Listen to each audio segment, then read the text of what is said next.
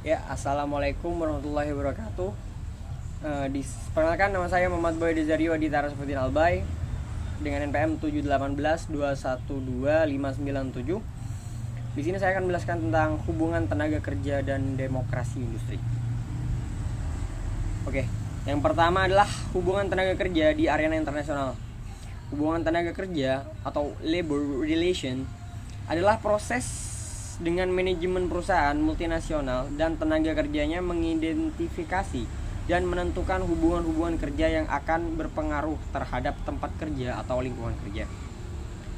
Yang kedua adalah pendekatan Amerika terhadap hubungan tenaga kerja.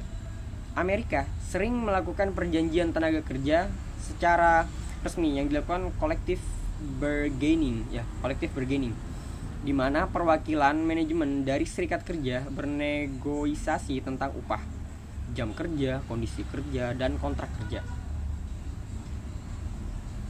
Dan selanjutnya adalah prosedur grievance adalah keluhan yang dibawa seorang pekerja yang merasakan bahwa dia telah diperlakukan kurang sesuai dengan perjanjian kerja. Dalam mengatasi grievance dengan langkah yang pertama adalah mengadakan pertemuan antara perwakilan union dengan tingkat operasional atau supervisor. Selanjutnya, melakukan pertemuan antara perwakilan union dengan manajemen tinggi jika langkah pertama belum berhasil. Yang ketiga, jika kedua langkah belum menghasilkan kesepakatan, maka dilakukan dengan mediator atau arbitrator. Selanjutnya adalah hubungan tenaga kerja yang di Inggris. Yang pertama, perjanjian tenaga kerja tidak melalui kontrak secara resmi.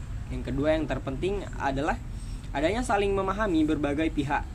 Yang ketiga, biasanya menggunakan mediation dan arbitration. Udah. Dan selanjutnya adalah hubungan tenaga kerja yang di Jerman. Cukup banyak sih yang di Jerman. Yang pertama adalah hubungan manajemen dan serikat kerja sangat kooperatif.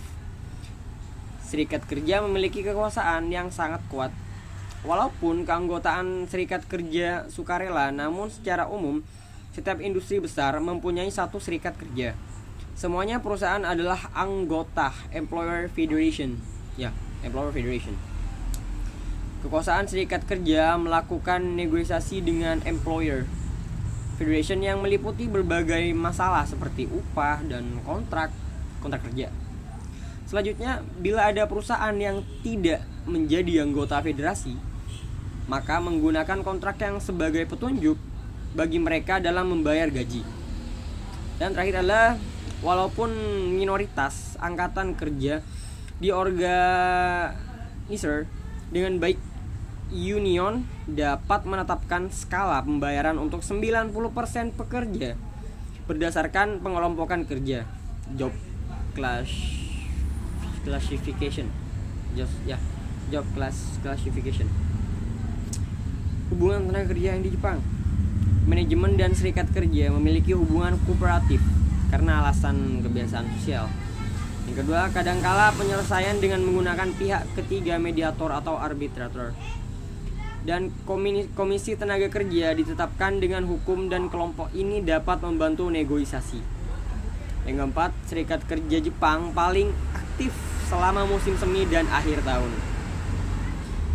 Selanjutnya adalah demokrasi industri internasional. Codetermination ya. Yang pertama, melibatkan tenaga kerja dalam jajaran direksi. Secara umum digunakan batas keterwakilan. Artinya dalam mengambil keputusan harus ada sepertiga dari jumlah tenaga kerja yang terlibat dalam proses tersebut.